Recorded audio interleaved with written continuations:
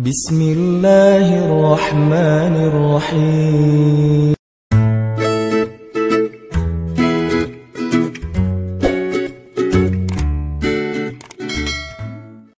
Ada banyak orang bahkan mungkin kita ngerasa bahwa kita itu kurang beruntung dibandingkan orang lain. Ngerasa bahwa kayaknya Allah nggak adil sama kita. Karena kita melihat orang lain mendapatkan banyak nikmat, sedangkan kita enggak. Kita ngerasa kayak orang yang paling dicurangin dalam hidup oleh Allah Subhanahu wa taala. Kita ngerasa kayaknya orang yang paling sengsara di antara semua manusia. Ketika kita membandingkan hidup kita dengan hidup orang lain. Kalau kita pernah ngerasa kayak gitu, gara-gara kita sedang diuji oleh Allah dengan satu masalah, pasti kita berarti belum mengenal Allah Subhanahu wa taala. Ada orang yang diuji mungkin dengan ujian fisik. Dan kadang-kadang itu bukan ujian sebetulnya. Dia aja yang tidak mampu bersyukur atas nikmat fisik yang Allah berikan. Dia ngerasa warna kulitnya adalah ujian. Kayak saya gitu. Alhamdulillah ini mah bukan hitam, eksotis. Ada orang yang ngerasa jenis rambutnya adalah ujian. Ada orang yang ngerasa tinggi badannya adalah ujian. Ada orang yang ngerasa bentuk hidungnya adalah ujian. Ada orang yang ngerasa gemuk dan kurusnya adalah ujian. Ada orang yang bahkan ngerasa nasab keturunan adalah ujian. Sehingga bagi dia menjadi orang yang paling tidak beruntung karena diberikan fisik yang menurut dia tidak ideal. Ini pasti orang gak kenal Allah Subhanahu wa ta'ala. Kalau dia kenal Allah Subhanahu wa ta'ala, maka dia akan melihat sebaliknya. Kalau dia kenal Allah Subhanahu wa ta'ala, alih-alih dia mengeluhkan nikmat, justru dia makin bersyukur kepada Allah. Ada juga orang yang merasa dirinya paling menderita karena melihat dirinya orang yang paling tidak beruntung dalam urusan harta. Dia menilai orang lain lebih beruntung karena gajinya lebih besar, karena diberikan nafkah oleh suaminya lebih banyak, karena kendaraannya lebih baik, karena rumahnya lebih luas, karena tempat kerjanya itu lebih bergengsi, karena titel dan gelar-gelarnya itu lebih tinggi, sehingga dia merasa karena hartanya terbatas menjadi orang yang paling sengsara di muka bumi. Ini juga orang yang gak kenal sama Allah. Atau ada juga yang ngerasa dirinya tuh paling menderita karena masih jomblo. Dia cemburu kepada temannya yang nikah. Bahkan dia cemburu kepada temannya yang baru putus. Lo masih mending ngerasain gimana putus. Dah gua jadi juga gak pernah katanya. Jadian juga gak pernah, apalagi putus. Ada banyak banget hal yang dikeluhkan oleh manusia untuk dia ngerasa pantas menyebut dirinya itu sebagai orang yang paling sengsara. Ada banyak hal yang dianggap oleh manusia itu pantas dikeluhin kepada Allah Subhanahu wa ta'ala karena memang dia ngerasa dicurangin oleh Allah Subhanahu wa ta'ala. Abu Ubaidah bin Jarrah kekuasaan sebagai gubernur di Syam, Suriah. Sehingga suatu hari ketika dia sedang memantau keadaan rakyatnya, lagi belusukan, keliling-keliling gitu, Abu Ubaidah pernah melewati suatu hutan yang tidak ada penduduk tinggal di sana. Tiba-tiba Abu Ubaidah bin Jarrah menemukan sebuah gubuk kecil di tengah hutan.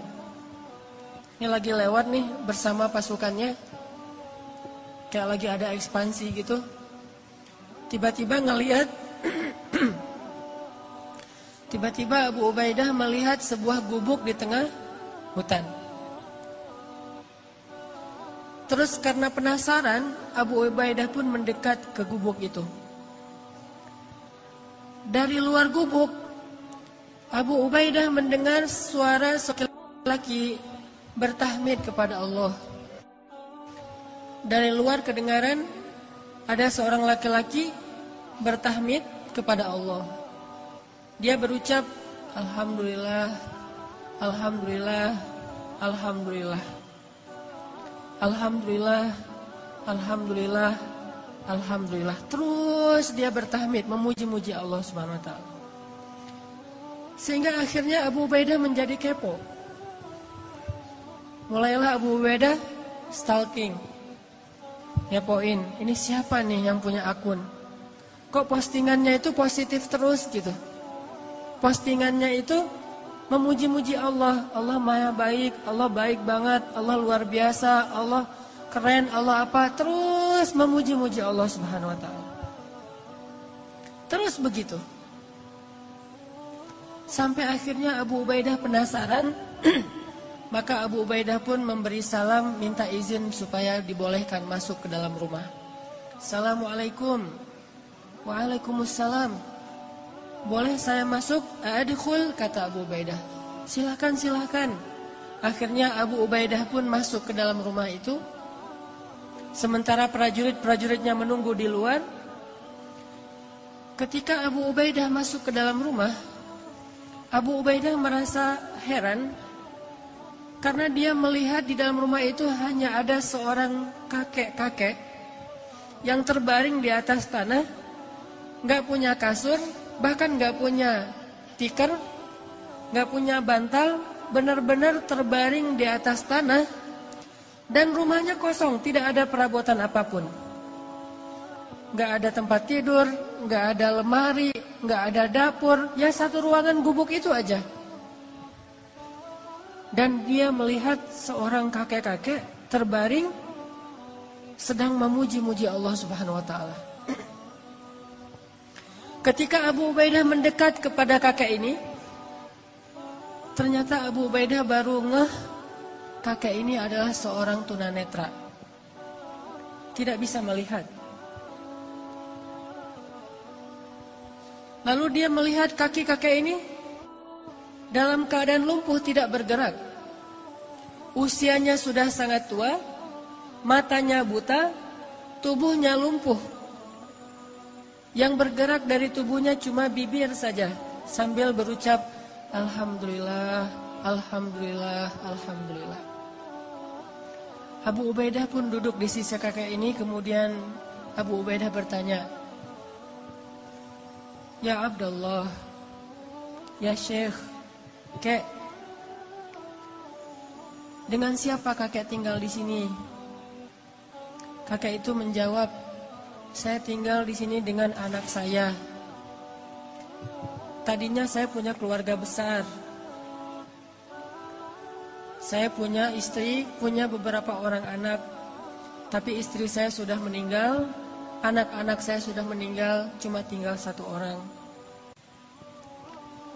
Terus kakek kenapa tidur di sini? Kata kakek itu, saya lumpuh dan saya tidak bisa melihat. Tapi Allah maha baik, kata kakek ini. Abu Ubaidah makin penasaran. Orang miskin, sebatang kara, lumpuh, udah tua, gak bisa ngelihat, gak punya siapa-siapa kecuali anaknya satu-satunya. Abu Ubaidah bertanya, Kek, saya dengar dari tadi kakek itu terus memuji Allah. Dari sejak saya di luar rumah Saya dengar kakek ini terus memuji Allah. Alhamdulillah, Alhamdulillah, Alhamdulillah.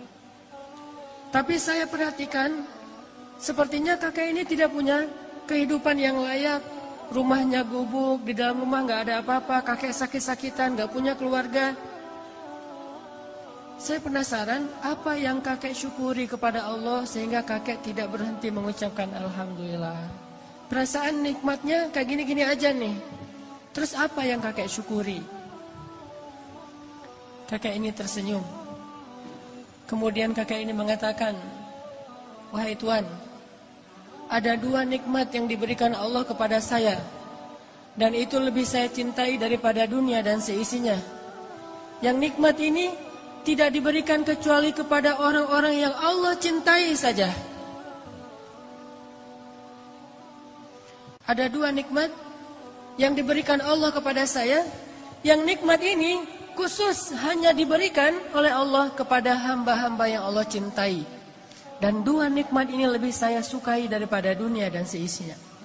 Lebih saya sukai daripada keluarga, lebih saya sukai daripada harta, lebih saya sukai daripada jabatan, lebih saya sukai daripada kesehatan fisik.